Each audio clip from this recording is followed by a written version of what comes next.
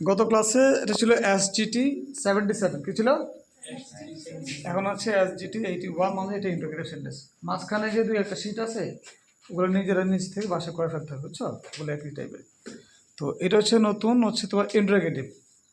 ইন্টারোগেটিভে আমরা দেখবো যে যেমন Tohid said to me what are you doing now. Bangla হচ্ছে তহিদ আমাকে জিজ্ঞেস করলো, তহিদ জিজ্ঞেস করলো আমাকে তুমি এখন কি করছো, তাই না?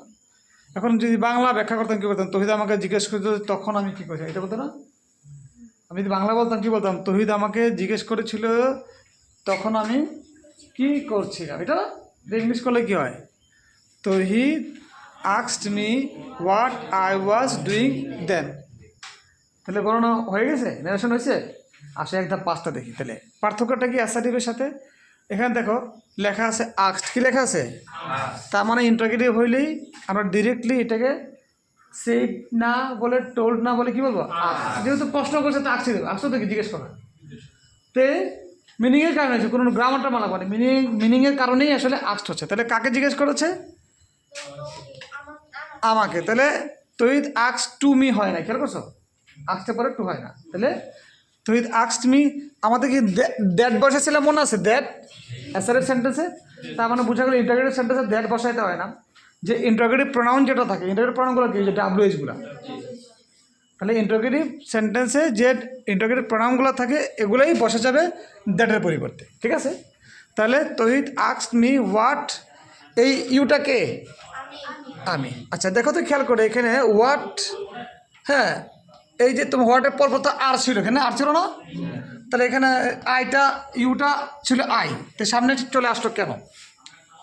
মনে রাখবা ন্যারেশন করা মানেই এটা অ্যাসার্টিভ হয়ে যাবে। যে কোনো সেন্টেন্সই থাক, ন্যারেশন করলে যে সব সেন্টেন্স কী হয়ে যাবে? অ্যাসার্টিভ সেন্টেন্স হয়ে যাবে। কথা ক্লিয়ার? তাহলে কি দেখলাম আমরা?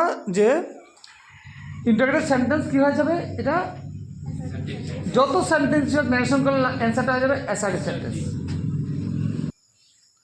তাহলে অ্যাসার্টিভ সেন্টেন্সে আমরা দেখি কী থাকে? আস্ক থাকে, টোল্ড থাকে বা সেইড থাকে, তাই না? ইন্টারোগেটিভ দেখি সেই জায়গার মধ্যে আমাদের আস্ক থাকে, আর কনজাংশন হিসেবে যেটা আমরা দ্যাট পাইতাম, এটা কী পাই আমরা? WH-গুলো পাই। অর্থাৎ এই যে ইন্টারোগেটিভ প্রশ্নের মধ্যে যে WH দেওয়া থাকে এইটাকে আমরা দেখে ওইখানে বসে যায়, ঠিক আছে? তারপর আরেকটা কী পরিবর্তন লক্ষণ হয়? যে যেটা সাবজেক্ট, এখানে what are you doing now, তুমি কি করছো, এই বাক্যে কোনটা ভার্ব? ডু, তাই না? ডু না? ডু অর্থ করা, তাহলে কে করতেছে? ইউ। তাহলে ইউটা সাবজেক্ট, তাহলে সাবজেক্টটা চলে আগে, তাহলে ইউটা আসলে কে? Basically I. তার মানে আমরা হোয়াটের পরে ইউটা নিয়ে আসবো তথা আইকে নিয়ে আসছি। এ হচ্ছে ইন্টারোগেটিভ সেন্টেন্সের কয়েকটা ম্যান্ডেটরি বৈশিষ্ট্য। আস্কড হবে, তারপরে দ্যাটের পরিবর্তে WH-টা হয়ে যাবে, তারপর সাবজেক্ট যেখানে থাকবে WH-এর পরে চলে যাবে। আমি বুঝতে পারছি? ওকে, তাহলে দেখি বাকিগুলো করি তো আমরা। জেবিন আস্কড সোনিয়া হোয়ার, এটা ইউ না?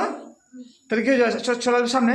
ইউটাকে সোনিয়া, তাহলে হোয়ার সোনিয়া, তাহলে কোনটা ভার্ব? ডু। ডু কিন্তু এখানে বসবে না, ভার্ব আসলে এখানে লিভ। ভার্ব কিটা? এটা ইন্টারোগেটিভ হওয়ার কারণে ডুটা ছিল, ঠিক আছে? আমরা ওই যে অ্যাসার্টিভ থেকে ইন্টারোগেটিভ করছি না, তখন দেখছো ডু নিয়ে আসছো তুমি বাক্যে না থাকার কারণেও। যেহেতু এখানে ন্যারেশন ছিল ইন্টারোগেটিভ, কী হয়ে যাবে? অ্যাসার্টিভ হয়ে যাবে। তাহলে এখানেও অ্যাসার্টিভ হয়ে গেলে সে আর ডুটা থাকবে না। তো ডু দ্বারা আমরা বুঝতে পারতেছি এই ভার্বটা কোন টেন্সে আছে, তার মানে এটা লিভে আছে। তাহলে লিভে একটা পাস কি? লিভ। তাহলে কি হবে?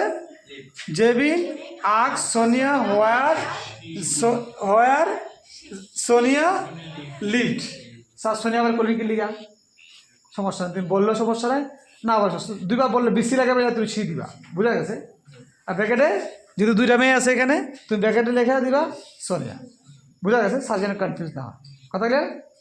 তারপরে চলে আসি 3 নম্বর। He said to me who are you and what do you want. এখানে দুইটা ইন্টিগ্রেটিভ সেন্টেন্স আছে। তাহলে হি আস্কড মি হু, ইউটা কাটা? মি না?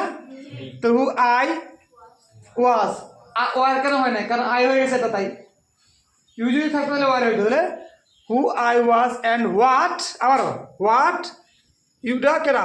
আমি না? তো হোয়াট আই ওয়ান্টেড, ডু নাই কেন? কারণ ডুটা ইন্টারোগেটিভে ছিল, অ্যাসার্টিভে আর থাকবে না। তারপর দেখো 17 নম্বর, he said to us why are you making a noise, তোমরা কেন গোলমাল করছো? কে বললো? হি। তাহলে হি আস্কড আস, তিনি আমাদের জিজ্ঞেস করলেন। ওয়াই ওয়াই জায়গায় বসবে, ইউটা কেটা? আমরা। তাহলে উই হয়ে যাবে। He asked us why we were, তাই না? এখন ঠিক আছে, we were making a noise. কি কঠিন লাগতেছে? তারপর চলে আসি, he said to me, 18 number, he said to me which shirt do you want, তুমি কোন শার্টটা চাও? তাহলে কি হবে? আক্সড, হি আক্সড মি, হুইচের জায়গায়, তাহলে হুইচ শার্ট কিন্তু একসাথে দেখেন, ঠিক আছে, ডাব্লিউর সাথে বসে। হুইচ শার্ট, ইউটা কারা? আই। তো হুইচ শার্ট আই ওয়ান্টেড, একদম পাঁচটি আছে, এর বাইরে কিন্তু কিছু নাই। বাকি যেগুলো আছে সাধারণত কমন সেন্স, এগুলো আসলে রুলসের মধ্যে পড়ে না। তৌহিদ আক্সড মি, সরি ওই শেষ না, এনিওয়ে। তা আমি যে এখন বললাম আনসার করতে পারবো না, তাহলে তোমাদের যে SGT 81 আছে এর মধ্যে 20টা বাক্য করে দেওয়া আছে, ঠিক আছে। এর মধ্যে যেগুলো কনফিউজিং আমি উত্তরগুলো লিখে দিয়েছি, মানে উত্তর সব লিখে দেওয়া নাই। অর্থাৎ এই কটা উত্তর যদি লিখতে পারো তোমরা বাকিগুলো করতে পারবা, ঠিক আছে।